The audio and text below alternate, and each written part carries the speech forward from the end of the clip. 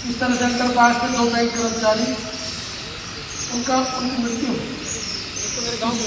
आपके गाँव में इससे ज़्यादा शर्मनाक कोई बात नहीं हो सकती कि किसी अंडरपास में इतना पानी भर जाए बारिश में कि वहाँ किसी की मृत्यु हो जाए। 2 लोग थे, गाड़ी में फंस गई, ना वो खोल पाई ना हो।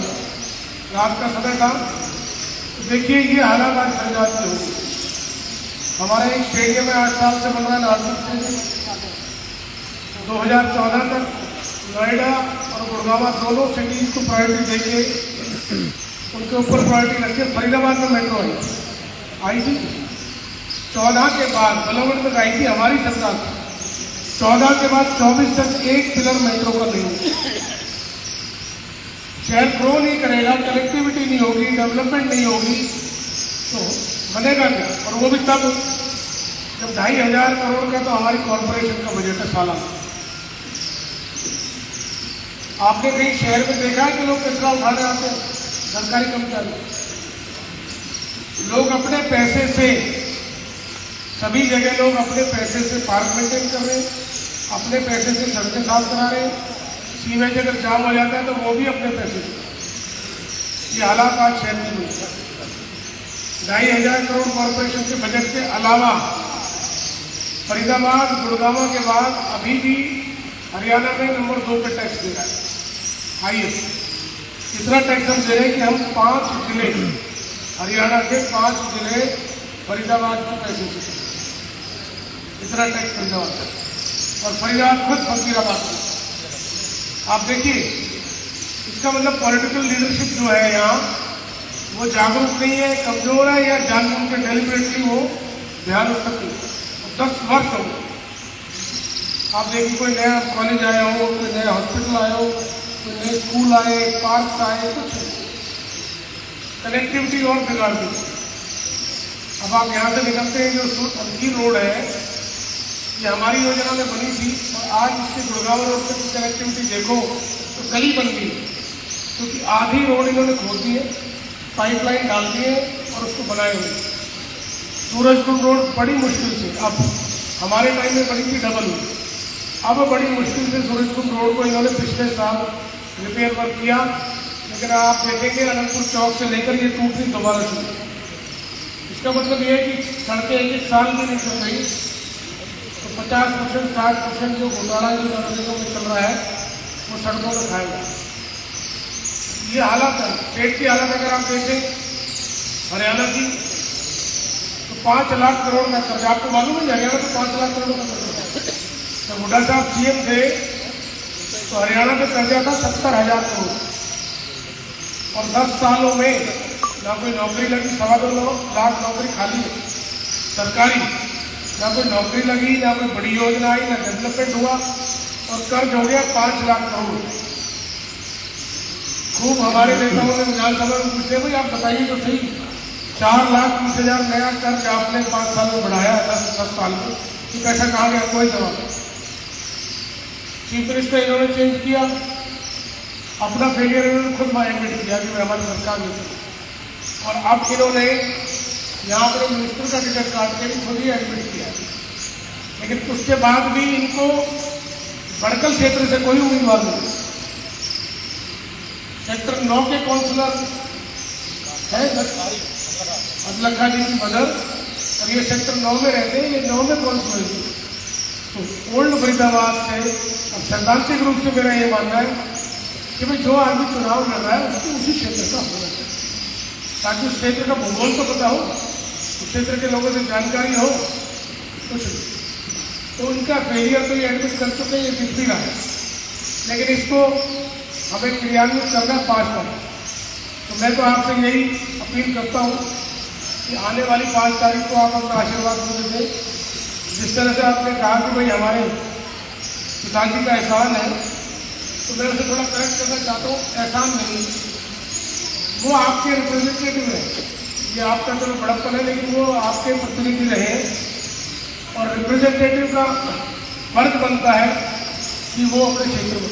तो मेरे हिसाब से उन्होंने अपने दायित्व की पूर्ति की है, जिसको आपने याद रखा। अब 10 वर्षों में जो रिप्रेजेंटेटिव थे उन्होंने दायित्व की पूर्ति नहीं की, इस वजह से ये मन में आ जाती है बात कि भाई तुलना जवाब दो। तो मैं यही चाहता हूँ कि मैं भी इस योग से बनूँ कि एक दफ़ा आप मुझे कहें कि भाई जैसे आपके पिताजी ने हमारे कहने से हर कार्य किया, ऐसी मैं भी हर कार्य। तो अगर सरकार बनती है हमारी तो हमारा आप मिलकर फरीदाबाद को वापस, बड़कल को वापस नंबर 1 बनाए। तो कभी था इंतजार, ऐसा नहीं लेकिन आज नहीं। और उसके लिए हमें क्या करना पड़ेगा, वो रोड मैप हमारे पास तैयार है। सबसे जो ज़्यादा बड़ी प्रॉब्लम फरीदाबाद में आज ड्रेनेज की है, सीवेज की है, वाटर लाइन की है। और जब तक इसका जीर्णोद्धार नहीं होगा, दोबारा से हम नई लाइन नहीं डालेंगे। वो हमने रोड में बना रखा है, अब हम टनल्स डालेंगे कम से कम 6 फीट। जो हमारे बड़े रोड हैं उनमें कम से कम 6 फीट की हमारी टनल्स होगी, ताकि आने वाले 50 साल इस शहर में आपको जल भराव, फीवर और वाटर की प्रॉब्लम नहीं आए। और जो इंटरकनेक्टेड जो अंदर हमारी गलियाँ हैं वो 1.5 फीट की होनी चाहिए, 8 इंच और 6 इंच, और मेन वाली 12 इंच 15 से ज़्यादा नहीं। वही एक कारण है, जितने हमारे नाले हैं वो सारे ब्लॉक कर दिए, उनकी कोई सफाई नहीं, ज़्यादातर का इंक्लोज में। वेस्ट मैनेजमेंट के प्लांट अगर आप देखें तो उसके बगैर कोई शहर ग्रो नहीं कर सकता। हमारे पास एक वेस्ट मैनेजमेंट का प्लांट है मनवाड़ी, और उसमें इतनी अनियमितता है कि 50 गाँव में कोई कैंसर है। और अगर आप देखें जितना कचरा हमारे शहर में फैल रहा है, कैंसर है। इसको जलाया जाता है तो कैंसर है, पानी में मिलता है तो कैंसर है, जमीन में तो जाएगा इसके बाद। बंदवाड़ी के आसपास तो हर गांव में 100 मरीज है, वो सिर्फ उस वेस्ट मैनेजमेंट प्लांट की। कोई भी शहर मेरी दृष्टि में जब तक स्वच्छ नहीं बन सकता, हमेशा डूबेगा और सड़ेगा अगर उसमें वेस्ट मैनेजमेंट का इंटरनेशनल लेवल का प्लांट। आज हमारे फरीदाबाद की आबादी 60 लाख, बड़कल में आप देखिए मोटी 3.5 लाख है, तो आबादी 5-6 लाख के करीब है अकेले बड़कल में। तो हमें कम से कम 2 नए वेस्ट मैनेजमेंट प्लांट, ये रोड मैप भी हमारे पास तैयार है। गुड़गांव तक मेट्रो लेके जाने का भी हमारी कांग्रेस की सरकार के नेतृत्व में है कि हम गुड़गांव तक मेट्रो ले जाएंगे। हमारे शहर में, बल्कि मेरे बड़कल क्षेत्र में भी बहुत सारी, हो सकता है आप में से किसी की इंडस्ट्री हो, कि नॉन कन्फर्मिंग इंडस्ट्री यूनिट हमारे यहाँ 21,000 है। कन्फर्मिंग केवल 5,000 है, जो कन्फर्मिंग जोन में 21,000 इंडस्ट्री हमारी नॉन कन्फर्मिंग, जिसमें से बड़कल का भी एक बड़ा है। तो वो भी हमने मैनिफेस्टो में अपने डाला है कि इस बार सरकार बनने के बाद हम कोई ऐसी योजना लाएंगे कि जिससे हमारी ये सारी यूनिट कन्फर्मिंग होगी।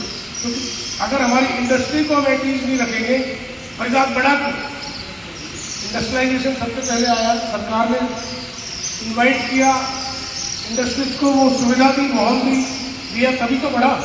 तो उसको हम दोबारा देने के लिए हमने ये सोच रखा है कि जितनी हमारी यूनिट्स हैं इनको कन्फर्मिंग जोन में ले जाएंगे और बिजनेस का जो यूज है उसकी, चाहे हमें, अब आप देखिए सूरजपुर रोड पर जाइए, आज अनंतपुर में 1 घंटे का जाम है, यहाँ पे फ्लाईओवर की जरूरत। आपको याद होगा ये फ्लाईओवर, ये रोड डबल चौधरी महेंद्र प्रताप जी की जरूरत, लेकिन आज समय बीतने के बाद उसमें फ्लाईओवर की जरूरत और मेंटेन करनी, ये भी हमारे लिए।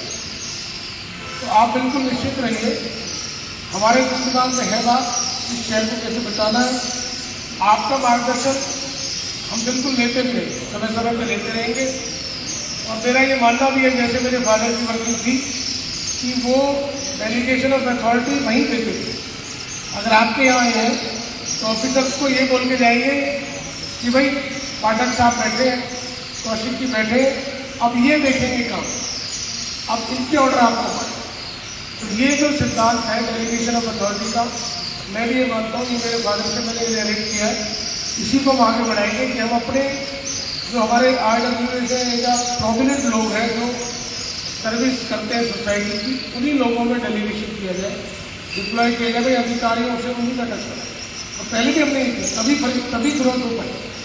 आप देखिए YMC यूनिवर्सिटी हमारे टाइम में जितने कॉलेजेस बने, फरीदाबाद 8 कॉलेजेस, 8 के 8 कॉलेजेस कांग्रेस के समय में आए, एक भी कॉलेज बीजेपी के टाइम में, एक भी सिंगल नहीं है 10 वर्ष, और 10 साल पहले भी इनका साथ चल रहा है एक कॉलेज में। लेकिन आज 10 साल में मैं समझता हूँ कम से कम 1.5 गुना से ज़्यादा आज हमारी ज़रूरत क्रिएट होगी, हमारे बच्चों को कॉलेज चाहिए। तो दिल्ली जाते हैं, ओपन में जाते हैं, प्राइवेट में जाते हैं, गवर्नमेंट कॉलेज में तो जगह ही नहीं है, हमने लिमिट की।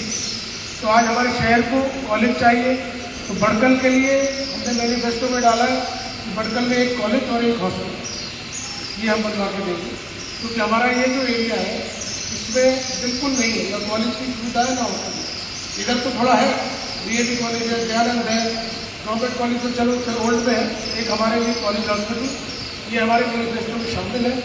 हरियाणा में कांग्रेस की सरकार बनेगी तो निश्चित तौर पे जो आप देख रहे हैं property ID, family ID, portal, server, जिससे लोगों को तमाम तरह की सुविधाएँ, म्यूटेशन ऑनलाइन कर दिया, आज सर्वर नहीं चल रहा, इस पॉलिसी को भी स्क्रैप करके हम इसका कोई ठोस उपाय करेंगे ताकि लोगों को असुविधा न हो। ये सारी प्लानिंग हमारी है मैनिफेस्टो में, लेकिन आपका आशीर्वाद, क्योंकि मैं देखता हूँ सोसाइटीज़ के लोग ज़्यादातर पोलिंग कम करते, 40-50 मैक्सिमम, क्योंकि कैलकुलेशन बहुत जल्दी हो जाती है कि 2 दिन की छुट्टी है, 2 दिन और ले लो तो 4 दिन घूमने जाते हैं। प्लीज़ मेरी ये रिक्वेस्ट है आपसे कि इस दफ़ा ये कैलकुलेशन कीजिए, क्योंकि अब हरियाणा को, फरीदाबाद को और बड़कल को बचाने में चुनाव परिवर्तन का है, सरकार में शामिल होने का है। सरकार में शामिल होंगे तो मैं आपको यकीन दिलाता हूँ कि जो बड़कल का हिस्सा है, हमें कम से कम, मेरा ये मानना है कि बड़कल क्षेत्र में 500 करोड़ रुपए सालाना हमारे डेवलपमेंट में खर्च होना चाहिए, तब जाके हम एक शहर बने। तो वो तब आ सकता है 5 साल में 19,000 करोड़ की योजना जब हम सरकार में मजबूत होते हैं। तो मैं उसके लिए आपसे ब्लेसिंग चाहता हूँ और समय समय पर आप मेरा मार्गदर्शन भी करते रहिए। एक दफ़ा पुनः मैं देरी से आने की क्षमा चाहता हूँ, वैसे विकास भारद्वाज जी के साथ आए ना, तो इसलिए है इनका प्रोग्राम 2 घंटे लेट हो गया, ये कह रहे भैया मैं साथ ही लेके चलूँगा, तो देरी से आने के लिए दोबारा मैं क्षमा चाहता हूँ। बहुत बहुत धन्यवाद।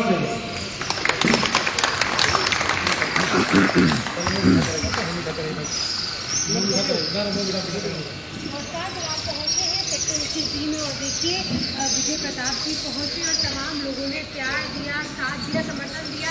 जीत के लड्डू खाते हुए लगता है नजर आ रहे हैं, कह रहे हैं आशीर्वाद के लड्डू, लेकिन लोग कह रहे हैं कि वोट जो है विजय प्रताप जी को मजबूती से चुनाव